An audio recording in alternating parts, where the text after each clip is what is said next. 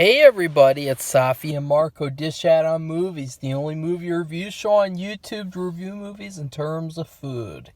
And it's just Marco here once again. I am here to review a new release movie. Yes! A new release movie, a French movie. It's made by a French filmmaker named Julia, and I can't remember how to pronounce her last name, so I'm just not even gonna try, so that I don't come off as a jerk. And so Julia made Raw, the movie Raw, which I never reviewed it, but I hated it. I didn't really hate it as much as I just kind of didn't like it at all, if that makes any sense. I loved the main actress, Garance Merlier, obviously. I loved her, and I loved some of the other acting. But other than that, I really didn't like that film. I thought that the story was trash, and I thought that, part of it had to do with other people, because everyone overhyped it, and they said it was the grossest film of all time, and it was so gross, it made people walk out of the theater and puke, and I was like, really? Like, those people who walked out of Raw are a bunch of pussies. That's the truth, because Raw was tame as hell. It had some moments, it had some good moments, but overall, I hated it. But I thought, I can't wait to see Julia's next film, because she doesn't seem like she's good at telling stories the conventional way. She needs to put it all out there. She needs to just, throw herself at people and then see if people will like her. And that's what she did with Titane, Titane, Titane, Titane, Titty, Titane,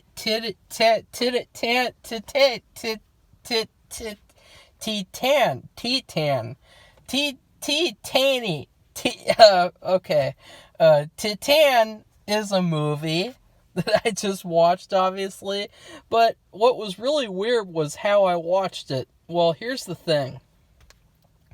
Last night, I went to bed, I went to sleep early, and I had a very surreal dream. I don't know why it was. No idea why I had such a weird dream.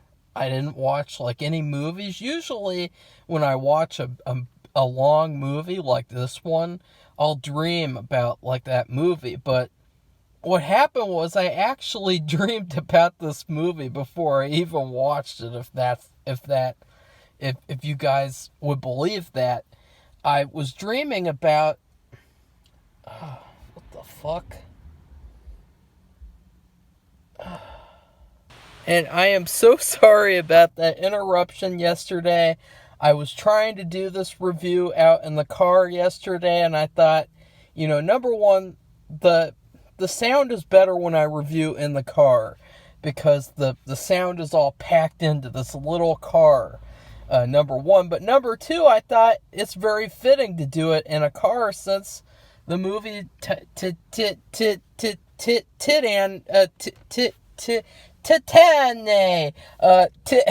the movie Titane, Titane, the movie is, it's got a lot to do with cars somehow, so, I thought it'd be very fitting. But I was sitting out here doing the review, and every once in a while I look around, because I don't like to just sit still every fucking second, I like to look around, I like to observe things, because I like to make movies too, and so, that's what directors do. They gotta look around, observe everything. I do that all the time. And so I was looking inside the mirror, and I saw, like, these white shapes walking in the mirror. I was like, what the fuck? And then I look over, and I see, like, there's people, like, walking on the road. And nobody ever walks around here because there's no sidewalks. It's very dangerous. There's car crashes that happen all the time. And so no one ever walks on our road. But these three guys were, and I was like, what the fuck? And so I stopped the review. What I should have done was I should have fucking taken it to them and like filmed them or something and been like, hey guys, you're in the Titane review.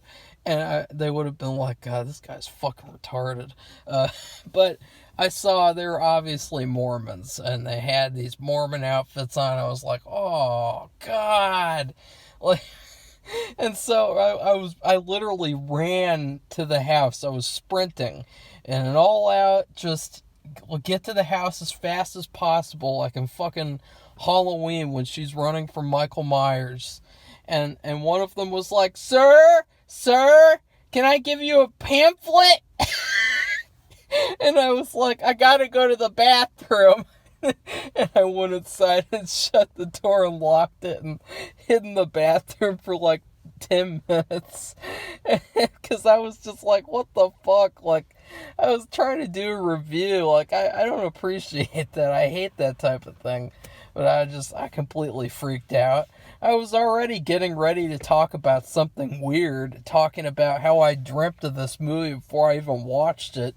But then you add on to the fact that out of everything that could have happened, that had to happen at that moment. Like, oh, what a weird thing. And it's very fitting because this is a weird movie. But now, sorry about that, everyone. I don't know what's going on there. Ugh. Another weird thing. A fucking airplane practically, like, hovering over the house with it flying over. Jesus. Julia, you are a weirdo. I mean, why is it? I'm just trying to do a review. I mean, what are you doing to me? This is just like a non-stop Jumanji-style experience. But anyways, my dream was basically like a psychic notification, in my opinion. Like, it literally just felt like one giant bleep. Marco, you need to watch Titane because it's online now. And that's what it was. I mean, I can't, it's such a blur now, but it was so weird. There was this, like, blonde woman, and she had the same hair as the woman in this movie. She looked exactly like her. She talked exactly like her. And she had the stick thing, the black stick thing, and she was wearing, like, a weird, like, a fall type of outfit.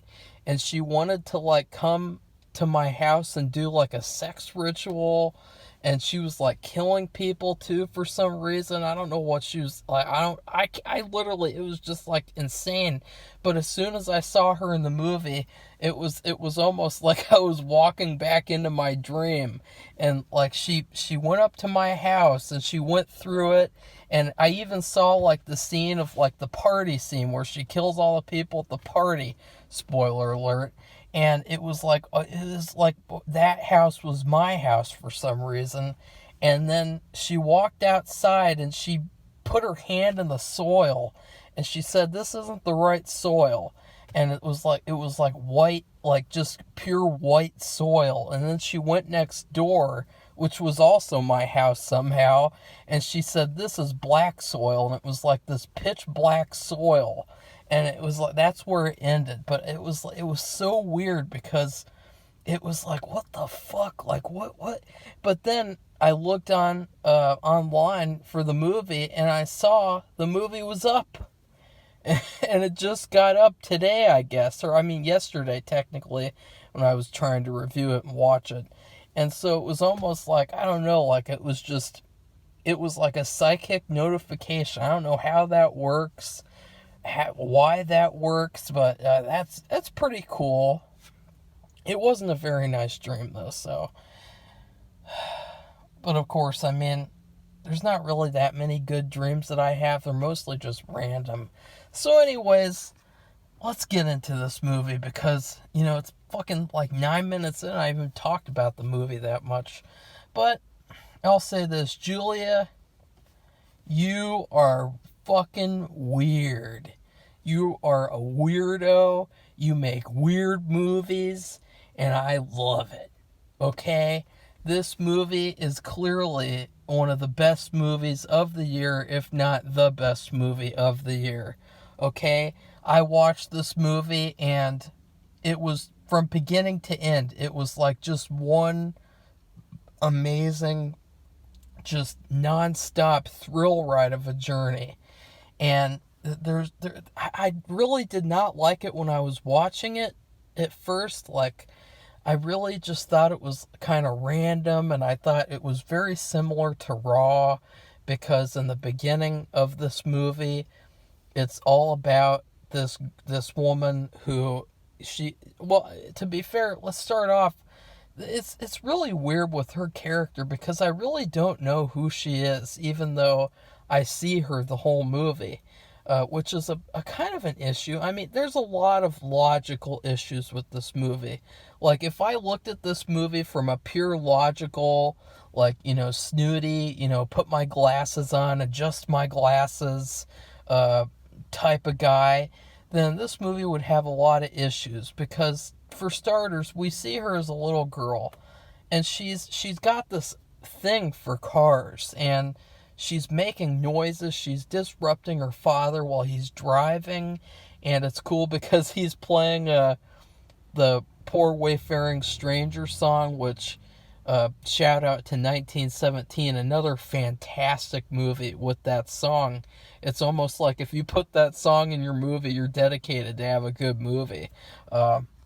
And so, I don't know, maybe I should put that song in my movie, should buy the rights to it, which are now probably, are they more expensive once they're in, like, multiple movies, or they just stay the same price? I wonder. But anyways, she really just seems like, I don't know, it's just really weird.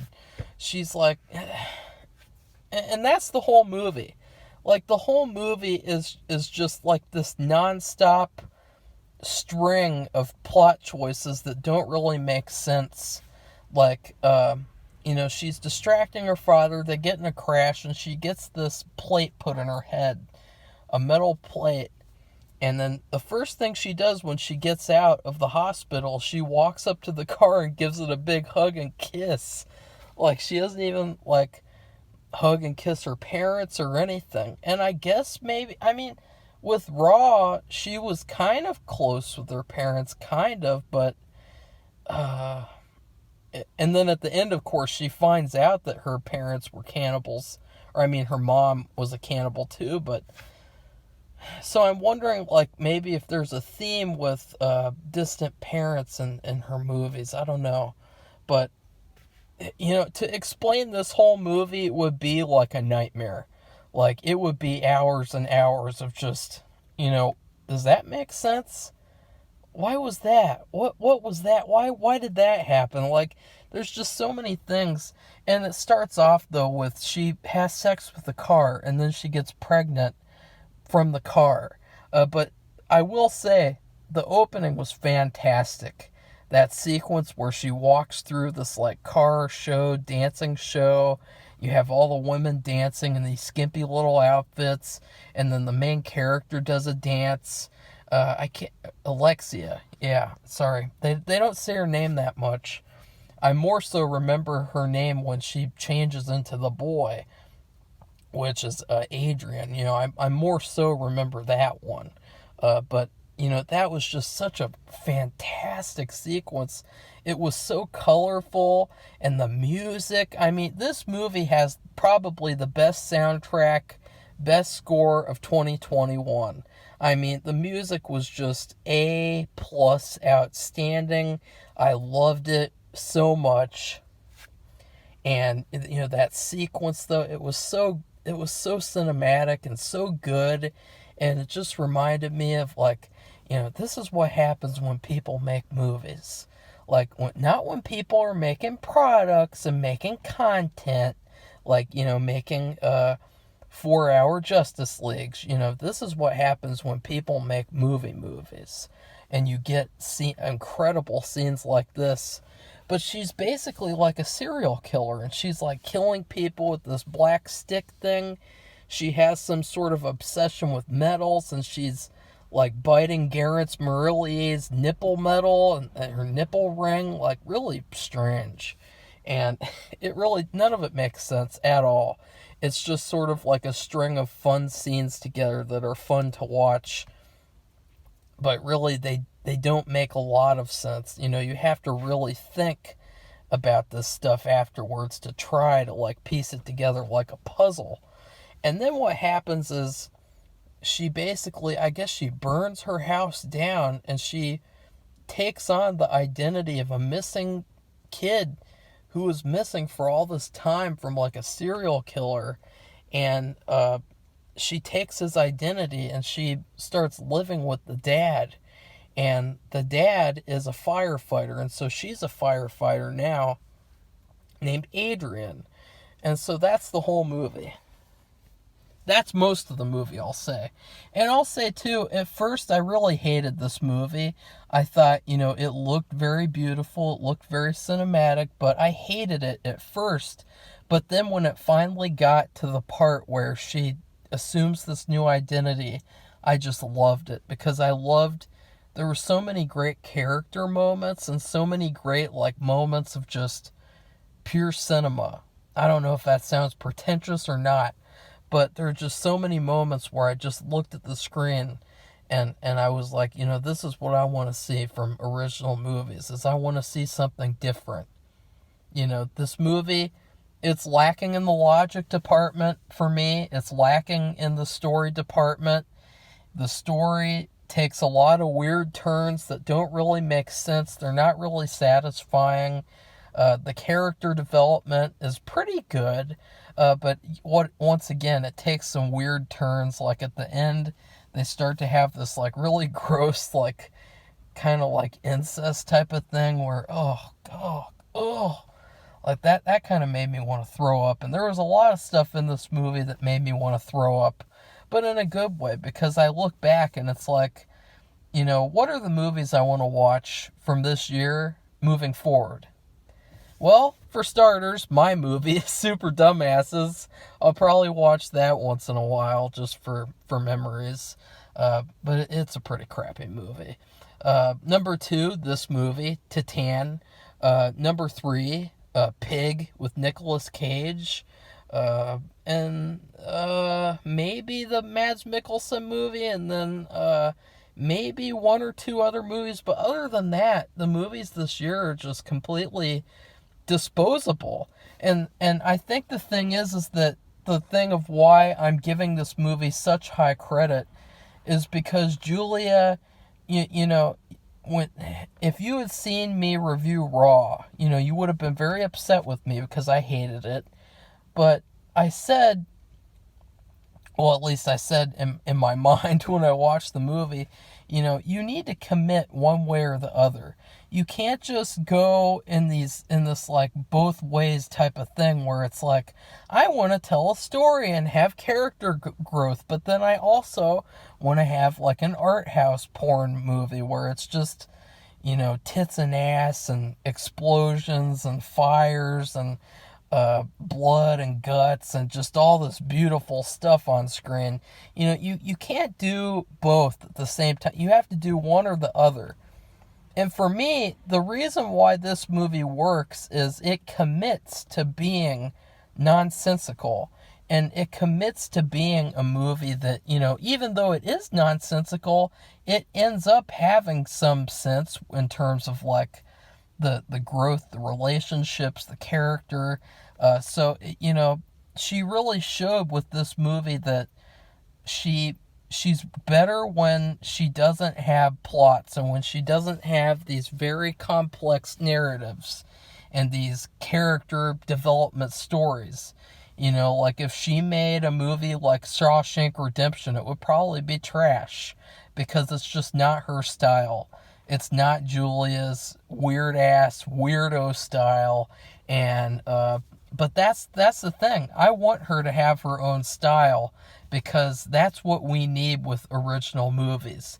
We don't need movies that just copy off of each other and they're all like clones, you know, like with the Marvel movies. We need different types of movies. And I loved how different this movie was. I mean, it never took away my attention. Like, I sat through it and I was like, you know what? I want to watch that again. And you know what I did? I watched it a second time. That's how much I liked the movie. And I haven't really done that this year. Wait, did I? No. So, that's how much I love this movie. It was so good. And to talk about acting, too, the main actress who played Alexia and slash Adrian, she was really, really, really good. I mean, I really liked her. And then I looked up on IMDb. All she's done besides this movie is 2 little shorts. Like, wow, she's really good. And genuinely, like, see, look, there are good actresses out there if you look for them. There are good actors everywhere. And so this movie was such a treat, and I highly recommend that people check it out. I highly recommend that they give it a chance so that you can start supporting real movies. Because here's the thing, from now on, I'm going to go to the theater for every single movie Julia does. Every single movie, every single weird-ass movie that you do, I'm going to go watch it, and I'm going to go support it because you are a real filmmaker who makes real films. And, you know, I could tear apart the plot. I could really tear it apart if I wanted to, but I'm not going to. Because that's not what this movie was about. This movie was not about some complex plot. And if it is, I'm just too dumb to see it because if I started talking about the plot, it would be a disaster. Just be glad that I'm not talking about the plot. Okay, I will. Okay, a little bit about the plot. One of the things that was disappointing was that, you know, we have this whole serial killer stuff in the background. Well, number one, they don't really answer how Alexia gets away with being a serial killer. I mean, she puts her DNA everywhere. The house where she kills all of the people at the party, you know, her DNA is fucking everywhere. She hugged the black guy, Juju or Krugru or whatever his name was. I can't remember. It was really funny. Like, he just walked out and she was like, how many of you are there? And he's like, well, there's me, there's Juju, there's Crew, there's all these people. And she just lets out like a sigh, but she hugged him and she put her DNA all over him. And then of course, you know, there's DNA everywhere. And so how she hasn't gotten caught is sort of like a mystery to me because, you know, she kills this fan, and we don't know if that's her first murder or not. But to me, that cannot be her first murder. She was way too confident and way too sure of herself. And so, you know, there's just so many questions like that you could ask. Like, you know, in terms of the serial killer, you know, why didn't the serial killer see this big story that the dad, he has his son back, Adrian, you know, and the serial killer would be like, you know, what? And the serial killer might do something, you know? Like, I was really looking forward to possibly, like, seeing the serial killer, you know, finding out who that was. You know, that was sort of like this, oh, I got a hair in my mouth. I need to trim my beard. Or should I? Maybe I shouldn't. I should just let it all hang out and look like a weirdo. So I could look like I could be in Titane.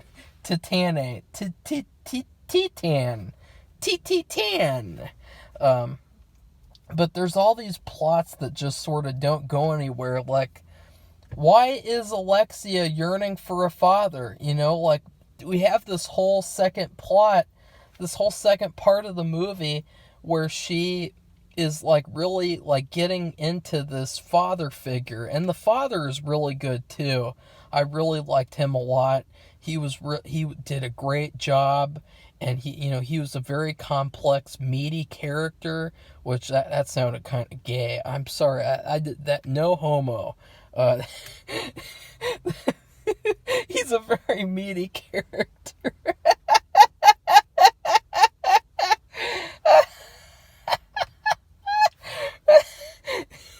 He's but but she's really looking for a father figure in him, and she ends up like falling for him and ending up loving him, and he ends up loving her no matter who she is. And so it's sort of like this really beautiful story where she she needed this father figure, and she found it in him, and then he needed his son back, and he found it in her. And so it's like a really unexpected, like emotional story, this movie. But the thing that doesn't make sense is she already had a father, and it's weird. It's like we see a little bit of her father, and then I think she kills her parents, like by burning down her house and then locking the bedroom door. But the thing is, like, why didn't she like them? Like, it just didn't make sense. Like, at the beginning of the movie, she's trying to get him to have a car crash. Why doesn't she like him? Is the car telling her to do that? Like, there's just so many questions like that throughout this movie, and the fact that it doesn't answer them, it would be a huge problem. Like, this would be one of the worst movies if I looked at it from a logical standpoint. But since I look at it from a, who fucking cares standpoint, oh shit, that was not expected. Sorry about that. Really sorry. That's just terrible. I should just kill myself right now for doing something like that. How dare I burp on camera? But if I look at this from a who fucking cares standpoint, then this movie is an A++++++. And so that's what I look at it as, because I loved it. I loved the experience. I would watch it again. I would love to get autographs from the people who made this movie. I'd love to meet them. I'd love to see them in future projects. This movie was a real masterpiece of a 2021 movie. And we need more movies like this. Not necessarily where they have terrible plots that can't be thought out. They need to be like, dissected, because they're just so, you just can't understand anything about it. But just in terms of original films, this was very original. It had a couple of cliches in terms of like just broad cliches, like where you have the character who has to assume a new identity, and so she assumes the identity of the son. And so, there's lots of movies with that, but in terms of most of the movie, it is completely original, and I love that. So now I'm going to rate this movie in terms of food, and I'm going to give this movie a weird rating, okay? This a weird movie starring weird people, directed by a weird woman, and this is going to get a fucking weird rating, okay? And, but rest assured, I love this movie. So, now I'm going to tell a story, another story. I feel bad for doing that, because I don't want to, this isn't about me, it's about the movie, but it's my rating, so I apologize if you guys don't want to hear another story. In short, it's you have to hear the story, because the rating is the story. So, in first grade, people would usually, on their birthdays, they were forced to bring cupcakes to class to give to all the students. They stopped doing that in middle school, but in elementary school, you had to do that. You had to bring candy, cupcakes, sweets. I brought some sort of like cake cone dessert things. So that's what I brought to my birthday in first grade. But this one girl named Kayla, she brought a container of red cupcakes to class. And for some reason, hardly anyone ate them. So you know what this bitch Kayla did? She ate all of them bitches. She ate all those cupcakes. She just stuffed them in her mouth and just... You know, it's like in fucking Raw where Garrett's Marillier is fucking picking up those chicken meats and just stuffing them in her mouth raw. You know, this girl, she wanted to celebrate her birthday and let her balls hang out. And she had to have those cupcakes, and she ate all of them. She ate all of them. I don't know why. Like, I never found that out either afterwards. Like, why was it that she had this entire container of cupcakes? Like, did she just bring, like, 5 containers or something? Like, that's just ridiculous. So, on the bus, I sat across from her. You know, we didn't sit in the same seat. You know, ew, girls, ew. You remember I was in the first grade, okay? I wasn't a sexist pig back then. But she was ugly anyway. She looked kind of like Chucky in Seed of Chucky. She looked kind of like... Yeah. Okay, I'm not going to say anything else. Let's just say she was not the cream of the crop. She looked like she was a real weirdo, and she showed it a lot, like when she talked about movies. And well, this one day she was not talking about anything because she went to sleep. And I looked over, and I was horrified because I looked over and I saw her, and she had her cupcake container, and oh, I can still smell it. Oh, I can still picture it too. It was, she had puke drenched all over her coat, all over her seat, this red pool of puke. It was like room 237. It was, not room 237. The Shining, the bloody elevator just drained all the blood all over her body. It was coming out of her nose. She was like just puking in her sleep. And she was like, and it was just everywhere. And she was wet with puke. And I looked over, I was like, what the hell? Is she dead? And I called the bus driver and said, "Bus driver, we got a little problem back here." And he stopped the bus. And I looked over and she woke up and she was like, shit. She looked like she had a hangover. But it was so gross. I can still smell it. Oh. There was so much of it, you could just smell it in the entire bus. And it was making me nauseated. Well, then the bus driver came back, and he cleaned her up. He got this roll of paper towels to clean her up. And then what we did was, he just decided that we would all have to move to the front of the bus so he could clean it later. And so we got in a line, and he took her coat off too, because, her coat was See, I'm gonna puke just thinking about it. Like, that is how gross this was. He took her coat off, it was drenched in puke, and then we got in line. And guess where she got in line? She got right in front of me. Ugh! And then I took off my backpack and I put it in front of me. And she turned around, and I was like, because I was so nauseated. I mean, the smell of this was just, okay, I cannot think about the smell too much, because it will make me puke, for real, on the show. So, what does she do? She looks around, and then she pukes all over me. She puked all over my book bag. I held it up like a shield. She was like, ugh. And she just puked all over me, just like, looks like a fucking exorcist puking on me. I was like, God, what the hell?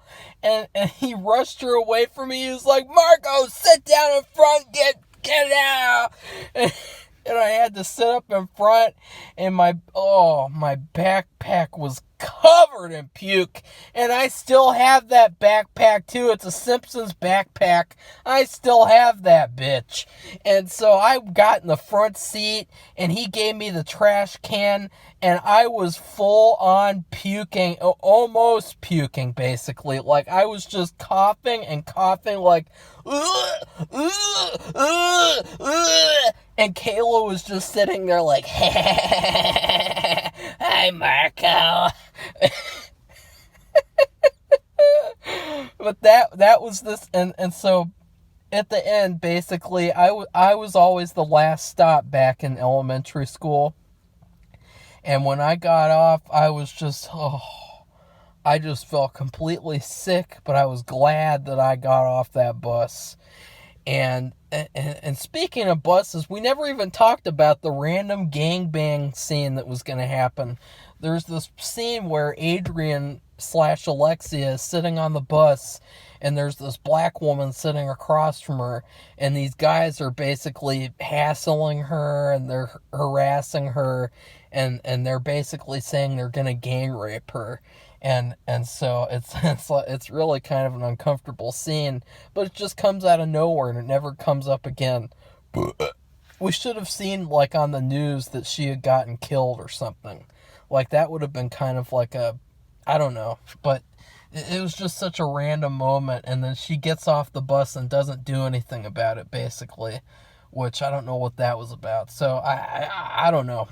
Don't ask me. But that story, looking back at it, when I was on the bus, obviously, I was not having a good time. I was in hell, sitting up in front. I was so close to puking, but then I resisted, and thankfully I made it. I did puke a little bit. I was puking up spit. It was so gross that just the smell.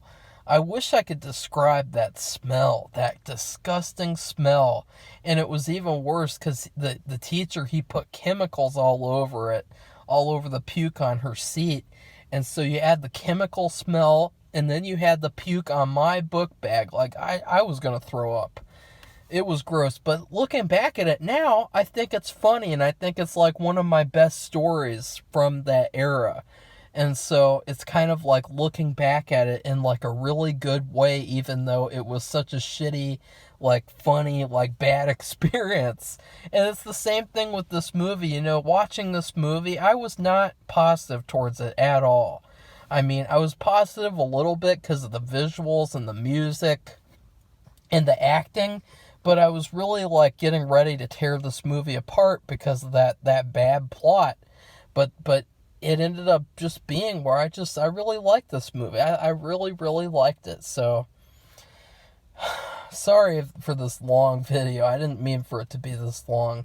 Anyways, please like, subscribe, and comment. I did a review of Madame Claude.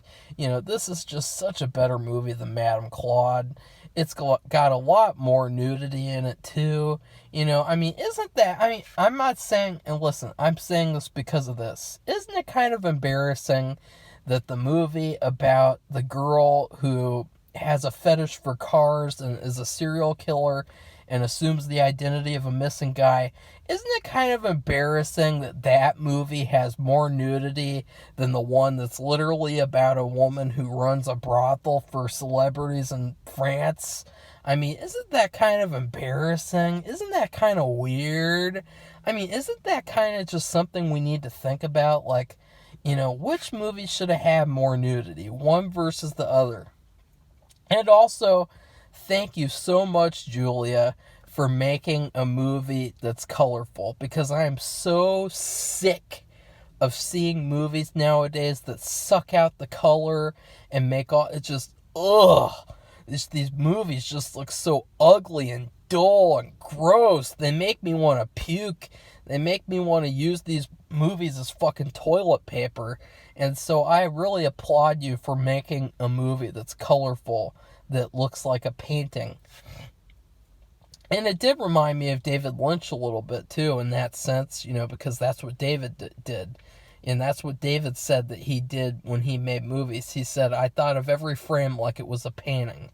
And with you did too. And so, yeah, good job. Good job. And I can't wait to see your next movie. I can't wait to see the next movie of the main actress in this movie. And all the other actors in the movie too. Obviously Garance Marillier, she does a really good job in everything she's in. I can't wait to see all you guys continue doing great films in France, because that's the thing too. Like you are kicking Hollywood's ass. And I really wish that there were filmmakers like you in America, because right now there are not. There are just a bunch of hacks who can't make real movies because they're too busy trying to make money and trying to please little crowds of idiots on Twitter, like the blue check marks and the blue-haired lamb whales, but you guys, you're making art. And so, yeah. Goodbye, everybody. See you soon.